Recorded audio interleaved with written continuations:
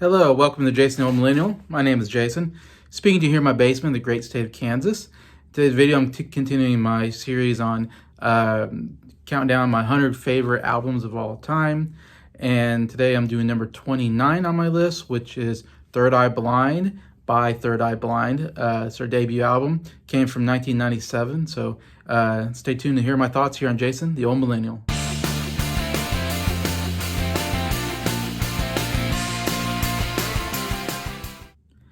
Hello, everybody. Hope everybody's doing well here on a Wednesday afternoon or late afternoon, early evening period. So I'm continuing my series on my top 100 favorite albums. Starting to get there. Top 30, got and cracked the 30 here at my number 29 spot.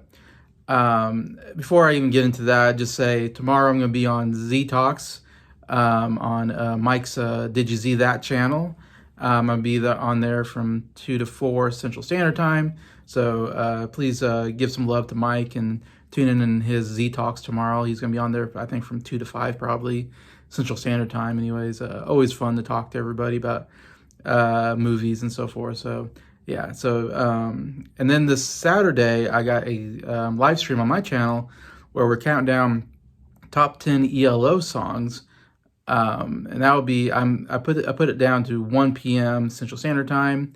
So we're gonna get to that. I'm gonna have Adam from What the Gym on there, Garrett from SoundLab Studios, and Briar from Briar's Music Showcase is gonna be on there. So it's the first time I have 3 guests on. So it'll be interesting. Go through our top 10s of ELO, who I'm kind of just went through the discography this last month. Anyways, a lot of great songs there, so stay tuned there this Saturday. So let's get to my number 29 pick. The name of the album is called Third Eye Blind. The name of the band is Third Eye Blind. It came out in 1997. Like I said, it's their debut album. And this is an album probably not as well known as a lot of the other albums I have on my list. And there's a lot of people that, collect vinyl and CDs, maybe, especially vinyl, who mostly collect from the 60s, 70s period and 80s maybe. Don't really get into the 90s period. So I know a lot of people that maybe follow me don't know Third Eye Blind. And for me, obviously I'm a big fan of the 60s, 70s rock music is my favorite probably a genre. But I did grow up in the 90s. That was my teenage years basically. 90s and into the early 2000s, so that was a big, your teenage years is kind of the big period of your life where you're really listening, at least for me, and I think a lot of people, where you really listen to current music coming out and what's hot on the radio. Back then, I used to listen to the radio, which I haven't listened to the radio for such a long time. I don't really know what's big and popular today, to be honest. But in 1997, I was 13, about 13 or 14 years old. I was in junior high. So it was a good period where I was listening to rock music of the 90s anyways. And so Third Eye Blind was definitely like a big one for me at that time. They had one of my favorite songs. I'd say my favorite song of 1997, which was Semi-Charmed Life, which was their biggest hit off of that album. And it was huge on the radio. It was on constantly. And I loved that song. And back in that day, I would get an album just because I liked the song, basically. Like I talked about What's Story Morning Glory, the Oasis album. I got that because I was a big fan of Wonderwall. And so a lot of times I'm a big fan of a song, I'll get it. Same thing with Recovering the Satellites by Counting Crows. Long December was my favorite song at that time, so I got that album. So there's a couple of times I'll get an album just because I like a song and hope that the rest of the album is good. Having no idea. Back to that day, I had no idea, if an album was really that good. I just knew, this band has a good song or a couple good songs. I imagine the rest of the album is going to be good. That's not always the case. Sometimes, there's one-hit wonders or something like that. But this was the case, though. I got the CD actually back in 97 because I love the song Semi-Charmed Life so much. So I used to own the CD to this. I don't have it anymore. Unfortunately, I got rid of it long ago, like all my other CDs, which I wish I would have kept around. But I got this. Loved their sound on the Semi-Charmed Life. They had they had actually several hits off of that record, anyways, that were on the radio. So it turned out to be a really good album, and I loved the album as a kid, like I said. And I used to listen to this album constantly on my CD player. Anyway, so it's a kind of nostalgia pick maybe here, but it's one I listen to on Spotify, and I still really think it's a really solid album. Some of you might be turned off because it's like 90s. Who cares about 90s rock? But I don't know. I'd say give it a chance. I think it's a really good rock album with some pop maybe. I mean, it's very catchy rock music, not hard rock, I would say, but more maybe pop rock type music, which is the kind of music I really enjoy, to be honest. Um, the only thing notable to say about Third Eye Blind's the members is the lead singer is Stephen Jenkins, and he I think writes pretty much all the songs. Also, their lead guitar player Kevin Cadogan, a really good guitar player. I'm really impressed with a lot of the guitar on this album, and why I enjoy this album especially is the guitars are really good, the bass, the drums, all of that is actually really top notch, I think, and a lot of good guitar riffs and guitar solos throughout these songs. And I thought they did, yeah, a really good, solid job. And they can do kind of softer songs, but also do pretty good, just good rock songs. I don't know how to say, it's really solid rock. And lead singer, I think, is really good, actually. He has a pretty distinctive voice. He sometimes hits these falsetto high notes that sound pretty good. And he sometimes sings pretty fast in his songs. He has a pretty good fast singing pace. I don't know how to say it in his songs. And he's like not the greatest, like, rock singer necessarily, but I mean, he does, I thought, a really good job of being somewhat unique in his vocals. And I've heard him sing live, and he's not very good live. So this is one of the things where he sounds really good in the studio, but live I've heard him sing, and I don't know, he can't quite do it.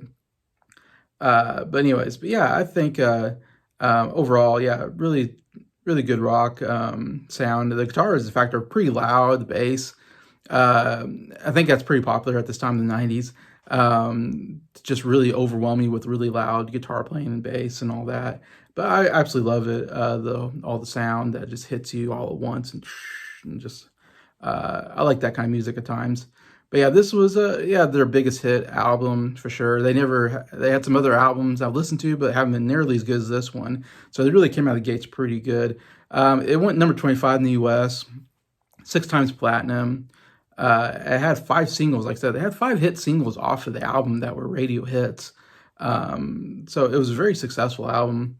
The big one was, like I said, Semi-Charmed Life. It went number 4 in the U.S. That was their highest rated single. Then Graduate went number 26 in the mainstream rock charts. How's It Gonna Be went number 9 in the U.S., so a top 10 hit there. Losing a Whole Year went number 13 in the alternative charts. So obviously did pretty well in the rock charts, alternative charts more. And then Jumper went number 5 in the U.S., so top 5 hit. So there's 3 top 10 hits right there, just on the mainstream, and then a couple other ones that are hits on the rock charts. But yeah, 5 really solid songs, all really good songs off of this album. And it's one of those albums for me that I go through it, and there's not really a song that I need to skip. They all are pretty solid. Even the weaker songs are actually still decent enough that I can listen to them and get something out of it. I would say, like, it's a very consistent, I think, album. Like I said, I don't think there's really a bad song here, which I always like an album like that. Even some really good artists will have an album that's like, wow, there's some really good songs at the top, but there's some bad songs at the bottom. So I don't rate that as high. That's why I Third Eye Blind, this album's so high on my list at number 29, because I do love an album that's just consistently good throughout and doesn't have any too many bad ones. So that's why I think I'd say give it a chance. I mean, I know many people maybe see this channel that are big vinyl people. You don't really get into the 90s rock era, but I'd say this is one of the best rock albums of the 90s, and I'd recommend it to anybody who hasn't listened to Third Eye Blind or haven't heard of them. I think it's actually quite good. Anyway, so I get to my top 3 favorite songs off the album. Like I said, all 5 singles are really good. Those are those 5 singles I mentioned are, I think, probably the 5 best songs on this album. Number 3, I'm going to go with How's This Going to Be. Like I said, was one of their hit singles. Really great song. I love it. The guitar beginning, is really good. Has this really cool just intro to the song that I really love.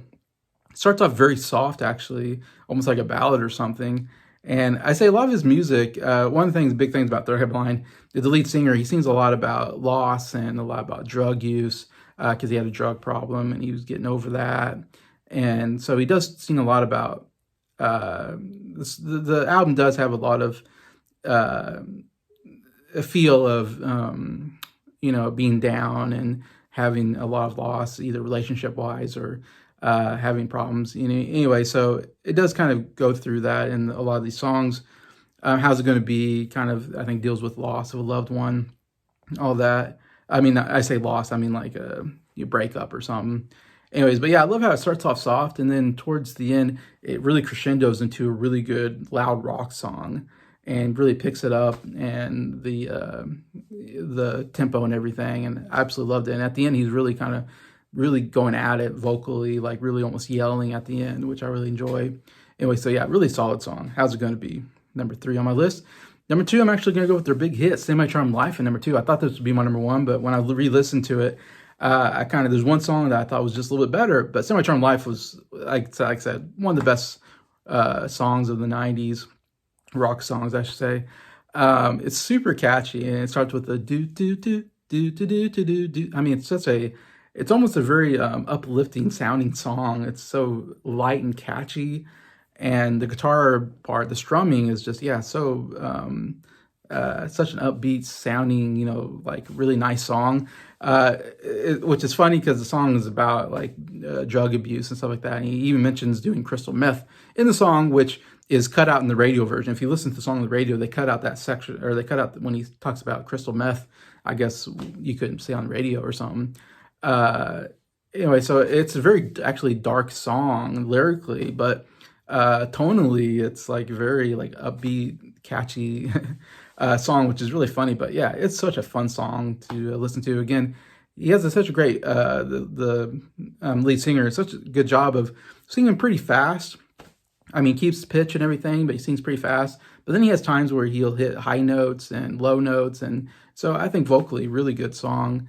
And yeah, just a really fun, catchy song. Semi-Charmed Life at number 2 on my list. Number 1, though, I'm going to go with Graduate.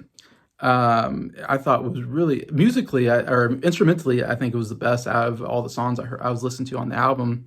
I love how it begins.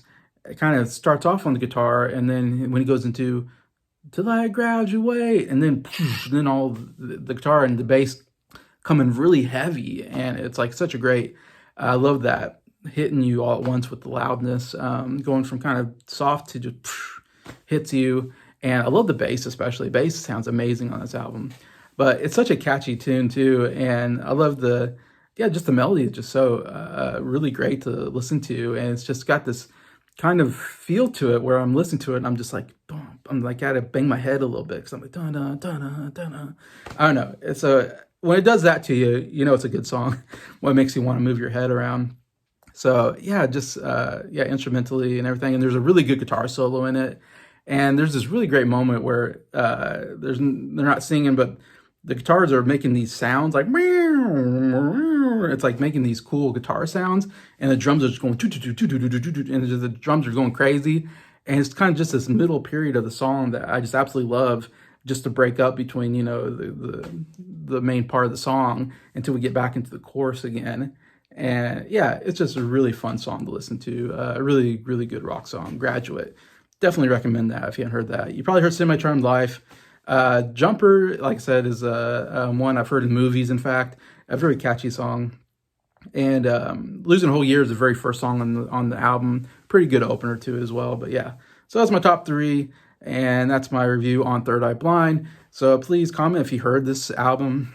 It's not one of the big ones on my list that I think everybody knows. But definitely still a really good album I think people should check out. So yeah, comment. I'd love to read what your thoughts are on the album if you know it, if you don't know it. And just thank you to everybody for watching this video. Thank you for liking it. And just thank you to all the subscribers for supporting the channel. I appreciate all of you and hope you have a good day.